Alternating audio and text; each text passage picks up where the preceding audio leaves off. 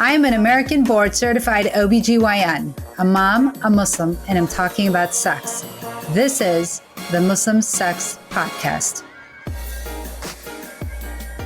Welcome to the Muslim Sex Podcast. I'm your host, Dr. Sadaf, and in this episode is everything you need to know about the gut-vaginal microbiome and how it's related and what we can do to improve it, and all that other great stuff.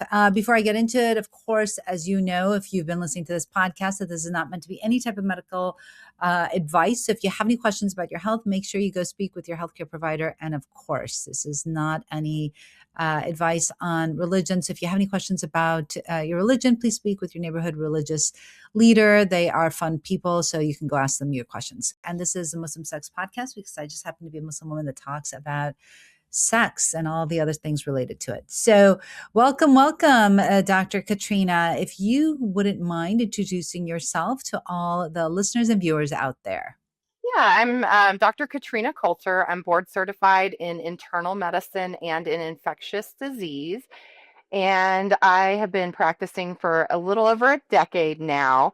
And my practice started out very traditional and has evolved into focusing significantly more on microbiome health as I treat infectious conditions. And so now, in addition to a clinical practice, I'm also doing some health coaching where I am helping high achieving women master their microbiome and obtain optimal health through that, through their Yeah. microbiome.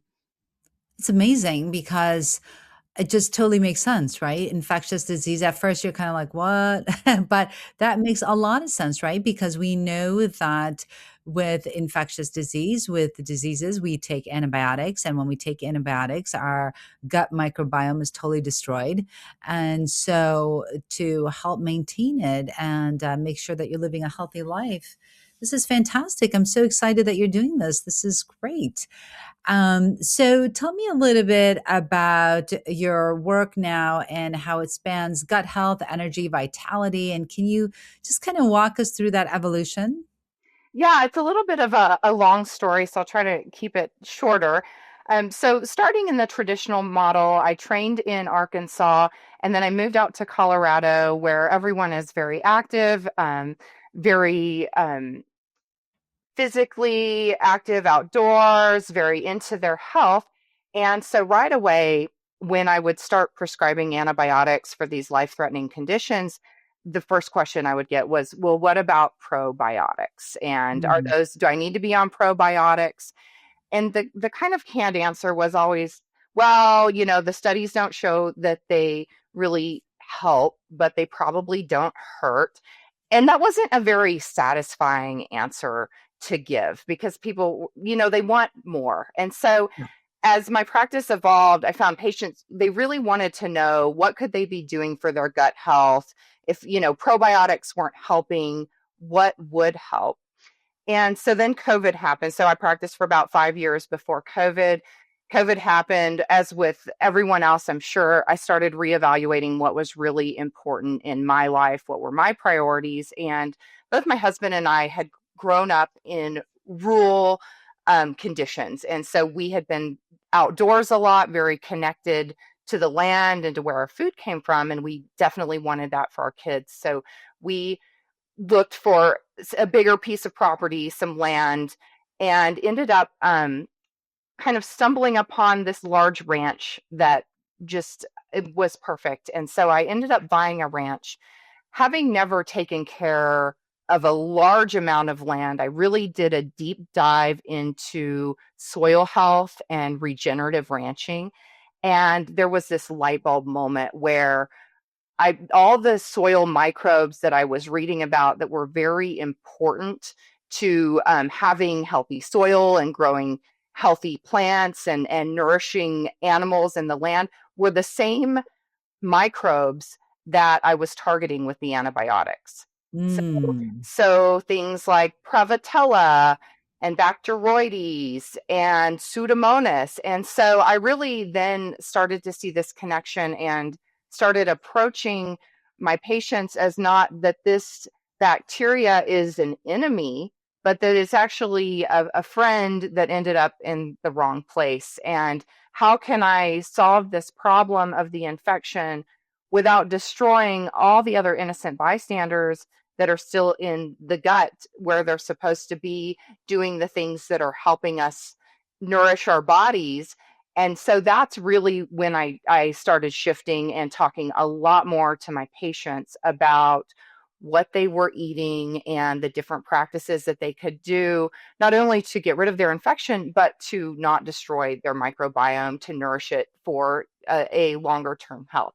So this really evolved and eventually got to the point where traditional medicine, traditional insurance-based practice really doesn't support this in a 15-minute visit.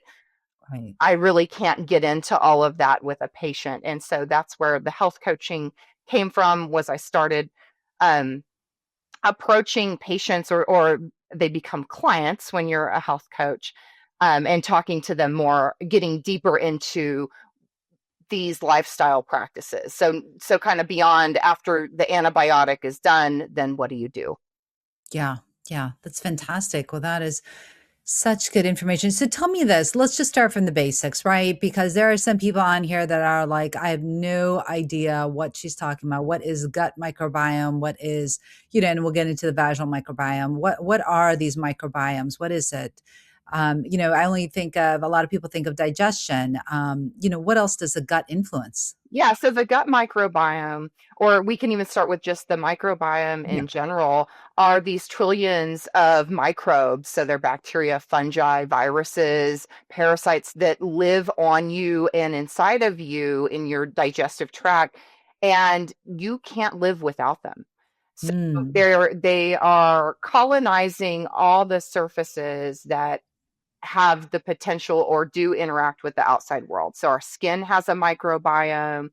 Our gut microbiome is all the way from your mouth to your anus. We're an open tube, and we have the outside world passing through us in the form of food. We also have some very specialized microbiomes in different areas. The vagina has its own microbiome, and that's really important. We have a special microbiome in our armpits. Our belly button has its own microbiome. So all these little areas have their own mixes of these microbes that help us maintain our health. So, in addition to digestion, which is kind of what we all think about the microbiome as doing, like, okay, they release the energy from the food. In that process, they actually regulate our metabolism. So, these bacteria are producing the signals that are telling us how to release insulin and whether or not we are full.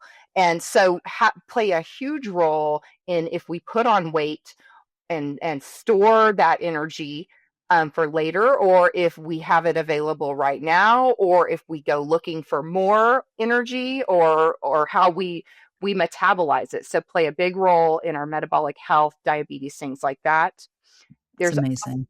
also several other areas. Basically, every organ system the microbiome plays a role in. And so our mental health, Mm, our endocrine health, our yeah. immune system. And that's really my area of interest, is how the microbiome affects the functioning of the immune system. Fabulous. So tell me, I'm a little bit stuck, I must say, on the microbiome of the belly button. What the heck? What is that? I can't focus. I'm like, what are we talking about? How does the belly button have a microbiome? Tell me a little bit about You know that. that What is that? belly button lint, that is the waste products of your microbiome in your belly No button. way. So it's just different than what would be, say, on your arm. It's going to be a That little bit is different composition that kind of helps keep that little crevice happy and healthy, whether you have an innie or an outie. And that is crazy. I thought it was like just dirt. I don't know. I didn't know that was like excrement and bacteria. Like, what the heck? That's crazy. All right, now I can focus again. Sorry. All right. So tell me a little bit, you talked about hormonal balance. What exactly, people are doing like gut cleanses and they do like all that stuff, like a gut reset. What is that? Are we talking about taking in a lot of bacteria? Are we talking about replacing that bacteria? What is that? yeah, so When I talk about a gut reset, I am not talking about a colon cleanse. That is not an effective way to reset the bacteria that you want.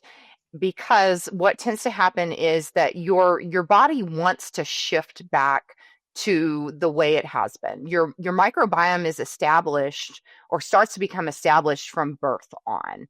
So either passing through the vaginal canal of the mother or picking it up from breastfeeding or the outside world. And that's why we talk a lot about vaginal birth as being preferred, breastfeeding as being encouraged, is because not only are you passing these nutrients along to the infant, but you're also passing along your microbiome. And so you're helping that infant build an immune system.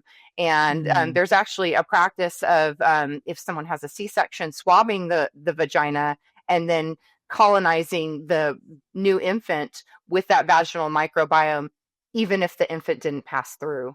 Yes. So wait, what I know I've heard of that. So again, something that I'm like, what? So tell me, how do they colonize? Is it you put in the baby's mouth? Like, what do you do with that vaginal No, flora? they swab it on their skin On the skin. because you think Ah, about it, the baby's skin would be passing right through yes. that birth canal. Yes, Yeah. yes. Well, so as an OB, I'm sitting there thinking about all the babies that I've delivered, right? And as they went through the vaginal canal, yeah, I mean, they usually don't open their mouth, right? It's the skin that is touching the vagina. That makes a lot of sense. I was wondering, I'm like, how in the world, what are they doing with that vaginal swab? Okay, but now I know. All That's what right. they're doing. That's what they're doing. Mm. So I kind of got off on a tangent there, but so you're establishing this microbiome very young, and it tends to want to go back to its default pattern. And so when you do a colon cleanse, but you don't change anything about your lifestyle habits, your microbiome is going to reestablish where it was. So that is not recommended. That's not a healthy way to reset. To me, resetting means you are making very intentional choices to nourish the microbes you want there. Mm. And so, unfortunately, it's not a one, you can't fix it in a day or in 3 days. This is something that's going to take about 6 to 8 weeks to make a lasting shift. Now, you Mm. can change your food, and within 24 hours, you will start to have blooms of different colonies of microbes based on what you're eating. So, if you eat a bunch of sugar within 24 hours, you're going to start growing a bunch of sugar loving bacteria. If you eat a Oh, bunch of fiber in 24 hours, you're going to start maintaining that or growing those bacterial colonies that eat the fiber. But then to maintain it, you need to be consistent with that change. wow. I had no idea.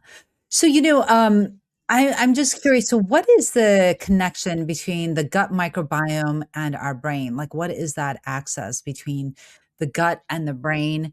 And then we'll get into perimenopause and menopause. Yeah, so it's called the gut-brain axis, and it's mediated through the vagus nerve. So that's our 10th cranial nerve, called our wandering nerve, because it comes down off the brain and it innervates all these different organs. So it goes to the heart, it goes to the pancreas, it goes to the intestines.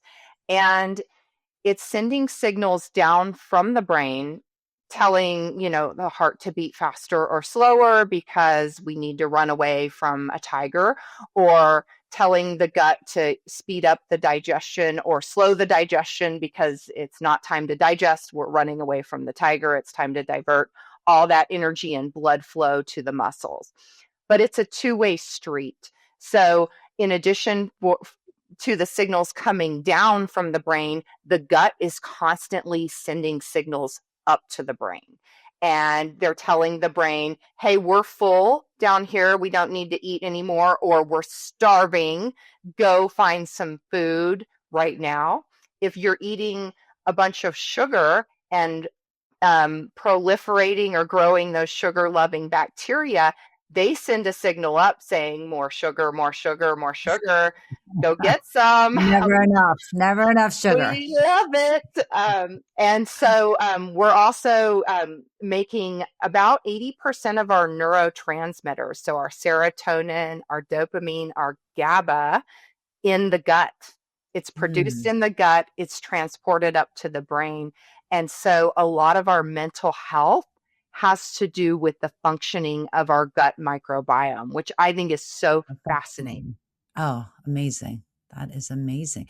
I'm just thinking actually, right, when you're talking about like serotonin and these neurotransmitters that are made in the gut and then go up to the brain, I'm thinking about this patient actually that I had yesterday, and she was just so off. She said, "I'm broken." She came into me. I felt so sad for her. She's menopausal, and all the things that you're telling me about the gut and this, I'm wondering, maybe if she took some probiotics. I don't know. I mean, she's very depressed. She obviously needs to see a psychiatrist. She cried the whole time in my office.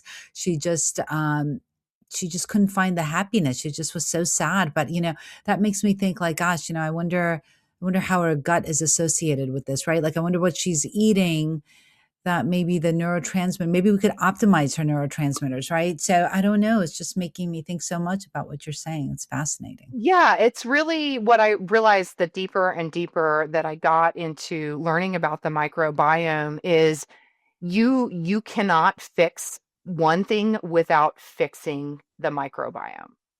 So Hmm. you can take the antidepressant and you can do all the therapy, but if your gut microbiome is off, it's an uphill battle. You are not going to get where you want to go. And the same is true, for metabolic disorders. The GLP-1s, you can take that shot and lose some weight, but you really have to make these lasting changes to the microbiome, endocrine disorders as well. And so this is something that I think we had not studied when you and I were in medical school, and Not at which all. really now we're learning, whoa, this has its fingers in everything. Like this Yeah. is kind of the largest organ system that we didn't learn about, that Yeah. now we're learning about. There's lots of studies. But I wanted to talk about probiotics that you Yeah. Tell mentioned. me.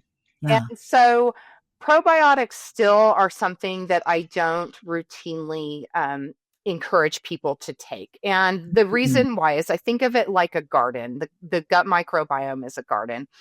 You wouldn't plant a seed in your garden every single day. And that's what the probiotic is, mm, because you would plant it and then you would make sure the soil is good and you would water it and you would fertilize it to grow the plant you wanted to grow. Where taking a probiotic every single day is just like putting a new seed in the soil, a new seed in the soil. And if the seed's not taking, something's wrong with your soil. You might have sand or desert, and all you're going to grow is cactus. Where the focus, instead of just taking that pill, should be on how can I nourish that soil? And that's really through dietary practices and specifically fiber. And none of us are getting enough. wow. It's just, I'm like so, just entrenched in this conversation. I think it's so fascinating. So tell me a little bit about Yeah. what changes we see in the gut microbiome during perimenopause and menopause. And, as I was kind of looking into this topic myself, I mean, I will admit, I don't know very much at all about the gut microbiome and how it's infected by menopause, perimenopause. But when I did look up something a little bit, actually, there's this case, and I want to, talk to you about it just because I thought it was so interesting. So I have this patient who is menopausal, and she takes like a daily doxycycline, right, every single day because she has acne. And then she comes to me and she tells me that she doesn't feel like she's absorbing, even though her numbers are like fantastic. Like, her estrogen's like 224. And I'm like, well, it seems like you're absorbing. But I wonder if she really is, because of the doxy that she's taking every single day is probably killing off the bacteria that help to metabolize and recycle that estrogen. And I just realized that like the gut microbiome recycles estrogen, and those patients that's gut microbiome is not, I guess, optimal, they have more severe symptoms of perimenopause, menopause, as opposed to those that have a normal gut microbiome? Tell me a little bit about that. Yeah, isn't it so interesting that she intuitively knows something is wrong? Yeah. And I feel like in traditional medicine, we'd say, no, no, the numbers are fine. Like what you're crazy, but she's not crazy. She is feeling her body, and that's amazing. And we need to honor that because you're absolutely right. The gut microbiome affects bile salts, which are how these hormones are conjugated or deconjugated and recycled. And so being on a chronic antibiotic is obviously going to kill a certain subset of the bacteria in her gut and is going to affect metabolism of lots of things, including the hormones. So, um, estrogen itself, the presence or absence of it, affects the type of bacteria that are in the gut microbiome and in the vaginal microbiome. And what we tend to see through perimenopause and menopause is that we lose diversity in our gut microbiome. So, what we want is a lot of diversity in there. We want all different kinds of bacteria. And specifically, we want these ones that live in the large intestine that are the short chain fatty acid producing bacteria, or they call them SCFAs. And these are the ones that produce metabolites or products that then signal to the gut to maintain the gut lining and to produce more of the anti-inflammatory cytokines. And so when we lose our estrogen, we lose those short chain fatty acid producing bacteria. Not all of them, but there's just not as many and it's not as diverse. And so then we trend more towards inflammation. And so this affects metabolism of not just drugs, but also of our food. And so that's why you maybe could get away with eating lots of different types of things when you're younger. And then as you go through perimenopause, menopause, those foods either cause bloating or gas, or they cause you to put on a lot of weight, or they make you irritable. So that gut brain axis there. Um, and we see more inflammation, and um, we can touch on this later. Osteoporosis is an inflammatory condition very much Mm, affected by the gut, and wow. loss of estrogen accelerates that osteoporosis both at the bone level and at the gut level. So interesting. I can't get enough of this conversation. I'm learning so much. I'm trying to like memorize what you're saying and absorb it. So interesting. So yeah, so you think that just out of curiosity, just going back to that patient, so you think that she's probably just not absorbing, right? Maybe she's getting she's killing off the good bacteria that are helping that, right? So tell me a little bit about what is this with gut bacteria helping to recycle estrogen? Is that such a thing? It is such a thing. So that's called the estrabolome, and Yeah. it has to do with bile salts. And so it's Okay. not just estrogen, progesterone is activated in the gut. And so we're changing with the gut bacteria how much is going back into the system and how much is actually available to the body. Wow. Okay. And yeah, it's all so fascinating. So fascinating. Okay, so you talked a little bit about osteoporosis being an inflammatory process, which just blows my mind. Like I feel like that emoji where the mind is like completely blown. Um, but so, how does the estrogen change interact with gut bacteria and inflammation? So when we lose that when our estrogen levels go down, we start to lose it, we we lose that diversity, and we lose a short chain fatty acid kind of anti-inflammatory bacteria. And so now the real estate is taken over by these other more pro-inflammatory bacteria. And so they're creating more of the inflammatory cytokines. So we have this inflammatory process going on at the bone level where There are cells that break down bone. There are cells that then come behind it and lay down new bone, our osteoclasts and our osteoblasts. And I don't want to get too technical, but it's supposed to be a balance. Estrogen declines, and all of a sudden we're losing our cells that lay down the new bone. Then we have increased inflammation coming from the gut. That's increasing the loss of bone without the replacement of new bone.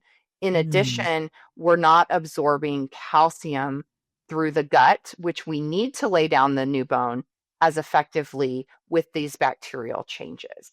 So you're getting it both at the level of the building blocks are not as available now because we're not absorbing it very well, and we're producing the inflammation that's wanting to break down the bones and not replace them. And so that's why we see that massive acceleration of osteoporosis once a woman enters menopause.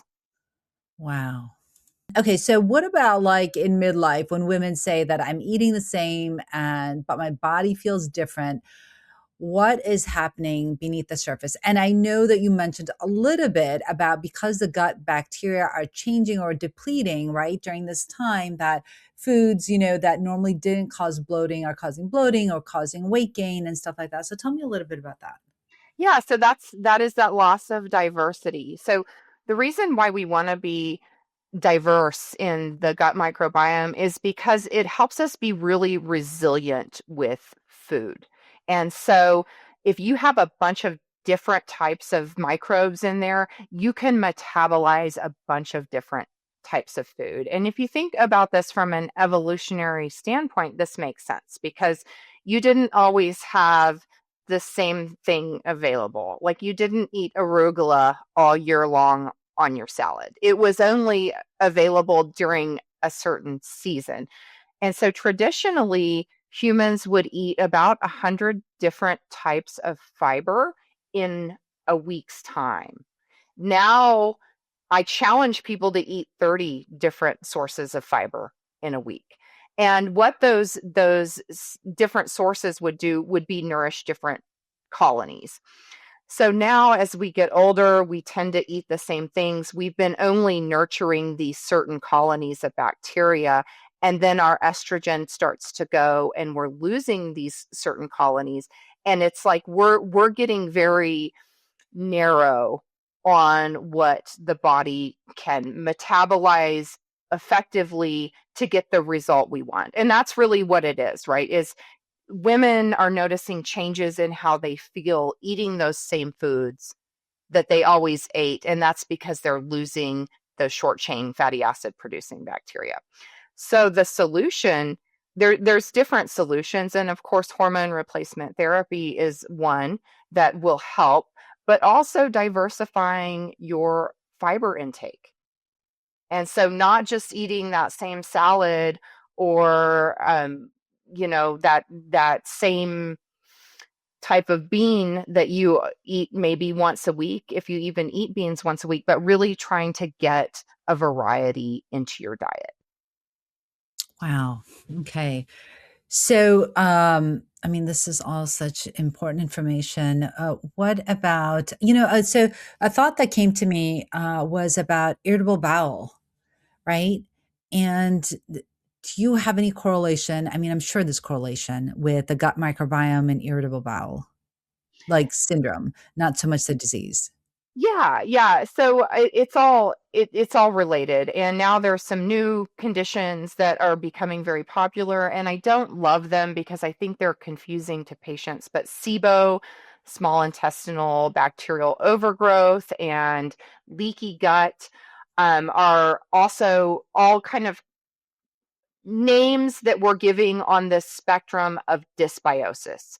Dysbiosis meaning the gut is off, we don't have the right bacteria in there, and we're trending towards inflammation. So we're producing those pro-inflammatory cytokines. We're not feeding the good gut bacteria that we want, the short chain fatty acid producing one, and the bowel wall is breaking down. So the bacteria that are maintaining this nice mucus layer that helps keep bacteria on one side of the bowel, and then the blood and nutrients cross over on the other side into the bloodstream, that barrier is breaking down. And so that's causing more inflammation, and that's causing people to feel fatigued, because you've got to think about it. If there's a constant war going on at the border, your energy is going to fighting this low level war that's going on, and it's not available to run your brain and to do complex tasks and higher levels of thinking. And so that is often the most common presenting symptom, is fatigue of this bowel dysbiosis. And so inflammatory or irritable bowel syndrome is when it's reached this level that it's noticeable at the gut. But a lot of times I find people are experiencing these symptoms, and kind of back to your patient that was saying, I don't think I'm absorbing this estrogen. She's noticing a symptom. We don't have a lab result that can correlate that yet, but she knows something is wrong. And so I see a lot of patients that know something is wrong. The labs are normal. And it's like Yeah. that low level fire has started, and it just hasn't gotten to the point where we have a nice clean diagnosis to package it up with in Yeah. medicine. Yeah. So, you mentioned this just actually a little bit. You talked about, so how much of fatigue, brain fog, bloating, and weight changes in midlife is gut related versus to, like, what we would say, like, oh, that's just aging.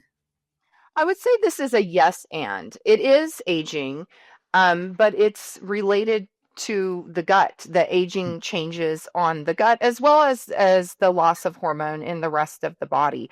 And so it looking at it like that as a yes, and like, yes, this is happening, your estrogen is going away, and what are the steps that you're going to take to mitigate that? So there are steps you can take, and they're not all pills or patches or creams.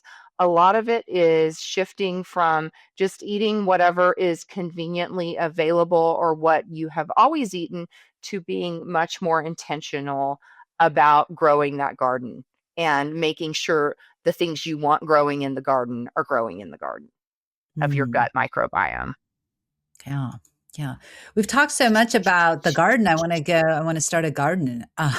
What would you say would be like, how could we cultivate a garden that would would be healthy for our gut? And I've seen that, they say things that start with K, right? Like kombucha and kiwi, and I don't even know what the other kimchi, and I don't know. I mean, so I know, like, fermented foods, right? So tell me a little bit about that. Yeah, I guess you could add kraut in there if you.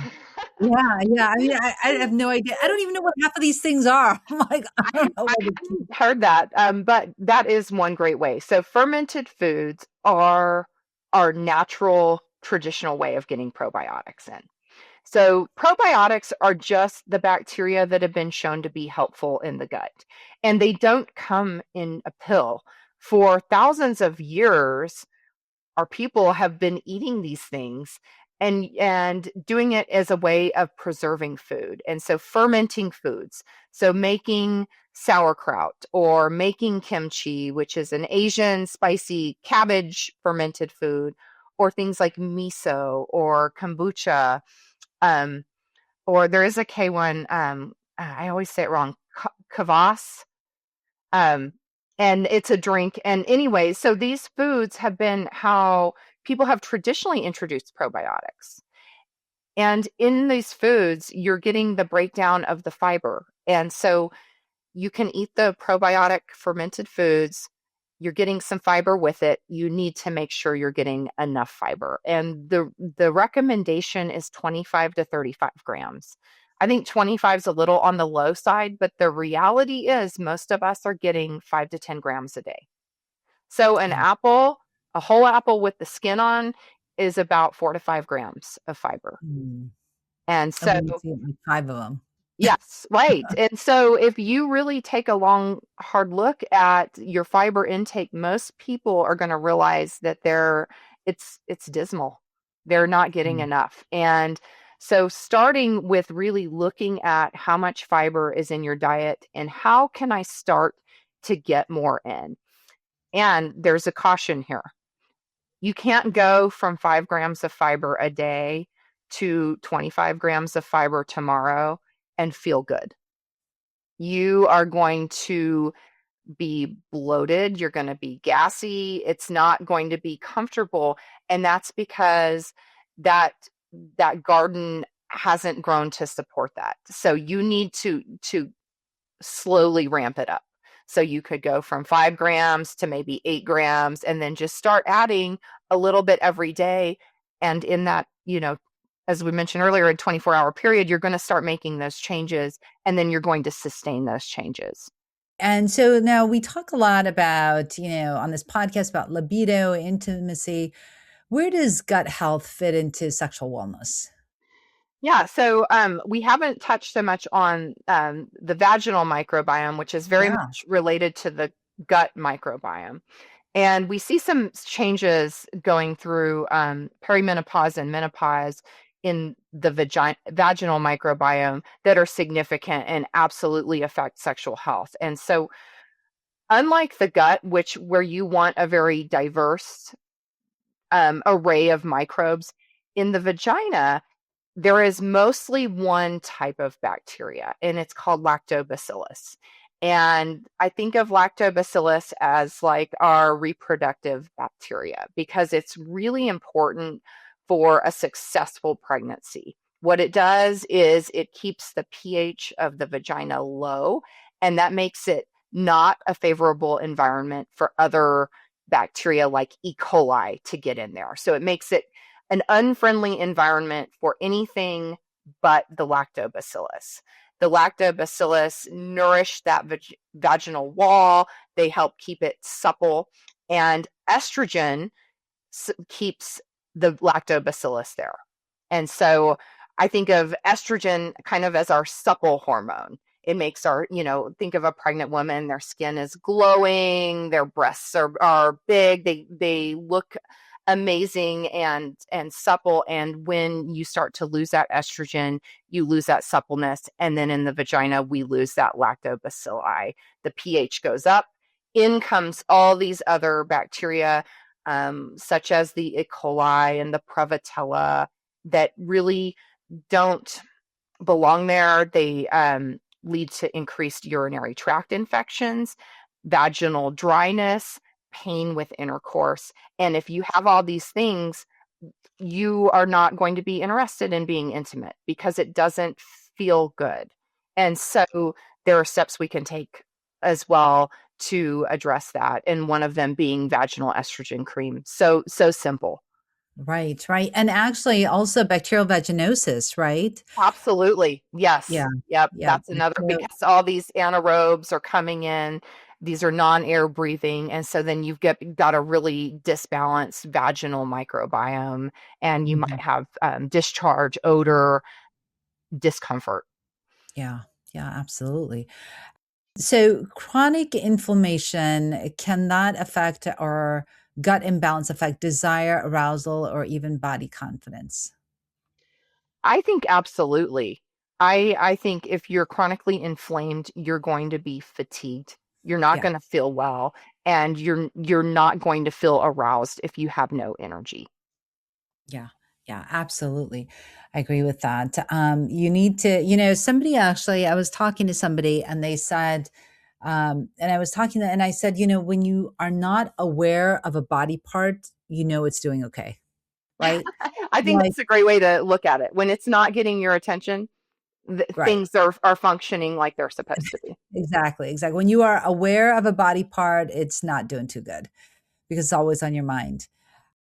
So, we talked a little bit about just energy and long term vitality. So, you focus on balanced energy, not just productivity or hustle. What does that actually look like? Yeah, so most of us are goal oriented. We're kind of used to doing all the things. And as we shift, as we undergo these midlife changes, our role in the world also changes. And along with that, I feel like we are not supposed to be doing all the things as we go through perimenopause and menopause. We go from being the producers, the creators of life in our reproductive years into more the keepers of the wisdom in our later years. I read something that really resonated with me. It talked about how other mammals, there are not grandmothers in many other mammals other than elephants and I think a certain type of whale. I forget what type. But the reason being is because in or the role that those grandmothers play in the elephants is they nurture the children. So studies have shown that there are healthier um, children or younger mammals in societies that are led by grandmothers. And so that really made me kind of, I don't know if I'm articulating it as well as I want to, but it made me reevaluate what my role was becoming.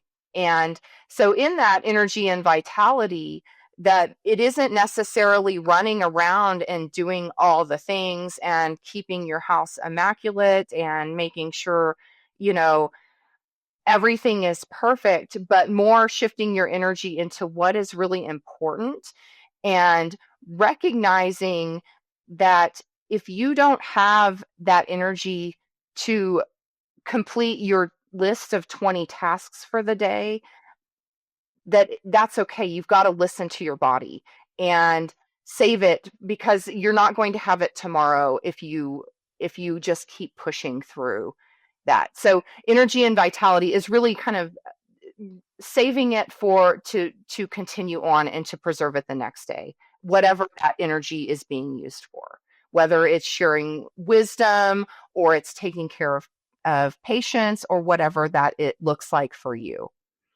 Yeah. So if a midlife woman is listening today and wants to support her gut, going back to just a little bit back to our gut health conversation, where can she start? Like, what should she start doing? Like, if you were to give her one piece of advice, you talk about not taking probiotics on a daily because you keep putting in, more and more seeds. But what would be like an ideal regimen for somebody if they want to go back to good gut health? Would you say to like increase the amount of, I know you said fiber is key. And so you said, would you suggest that maybe increasing the amount of fermented foods or I don't know, fermented Yeah, foods and fiber? Is both that of what? those things. So I would definitely start looking at my fiber intake and start looking for tweaks on how can I get a little more in. And then fermented foods, the same as with fiber, you can't eat a whole jar of sauerkraut and feel good the next day unless you're doing that regularly. You're going to say, no, I feel terrible, I'm not doing that anymore.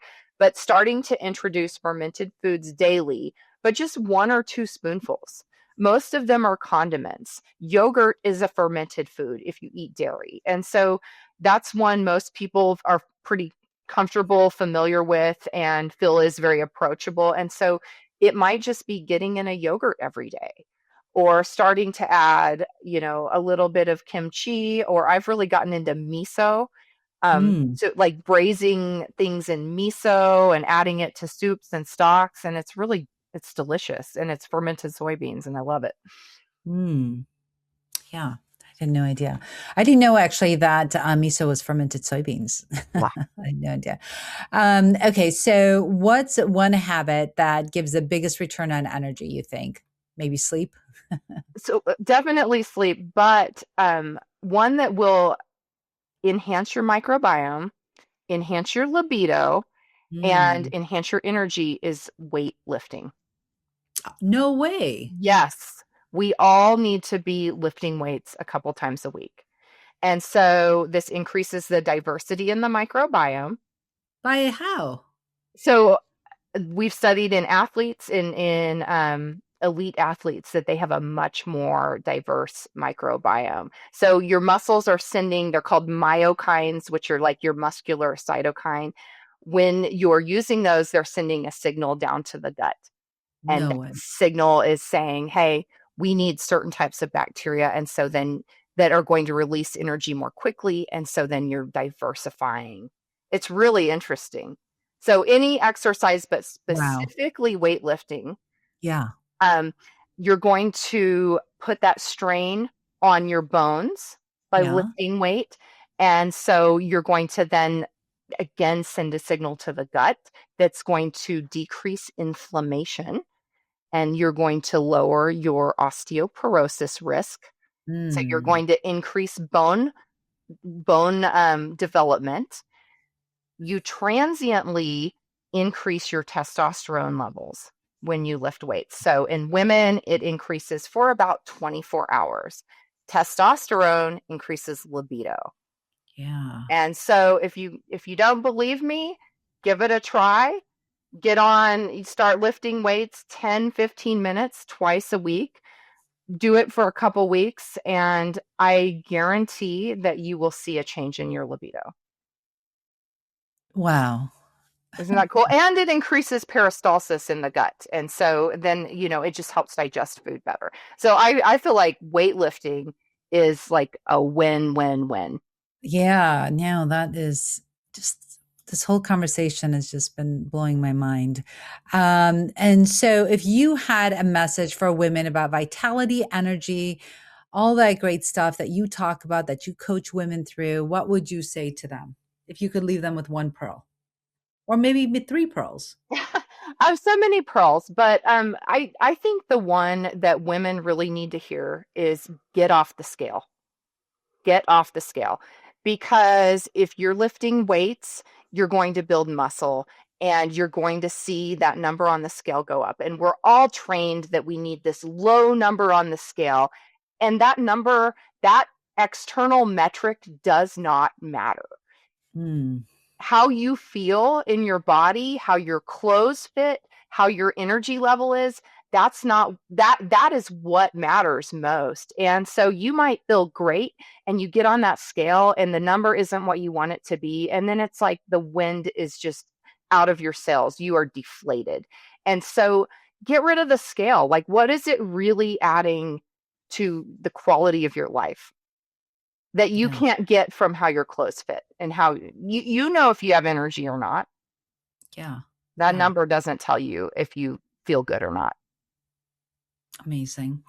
So, for all those people listening and they're like, wow, she is so amazing and so filled with knowledge. How can I work with her? How can I get in touch with her? Where can I find her? She's so fantastic. Yes, if you're interested in health coaching, katrinacoultermd.com is my website. You can sign up for a newsletter over there. You can sign up for a free discovery call. I'm also on YouTube as Katrina Coulter MD. I put up lots of videos where you can get all this free information.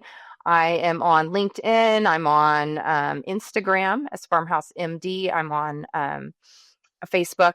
So any of those ways, come over, find me, DM me. I would love to work with you. If I can change your metabolism, your microbiome, there is going to be a ripple effect through your family and your community, and it's amazing. That's right. That's right. It's about transformation, right? That's what it's all about. Exactly. Amazing. Amazing. Well, thank you so much for coming on. This was such an eye-opening discussion and so fascinating to me that I feel like we could just keep talking on because this was such a great conversation. Thank you so much for taking the time out to be on this podcast. I know our listeners will be very, very appreciative. And well, we are done here and it's been real and really intimate. And remember, this is not meant to be any type of medical advice. If you have any questions about your health or your gut microbiome, make sure you go see your primary care doctor. And if you have any concerns at all about your health, make sure you go see someone and speak to them. And until next time, this is the Muslim Sex Podcast. So thank you for listening to the podcast, and make sure you leave us a review, share and like the podcast. And if you leave me a review, I'd love to shout you out on social media. So be sure that you share it with all your friends. And thanks for listening.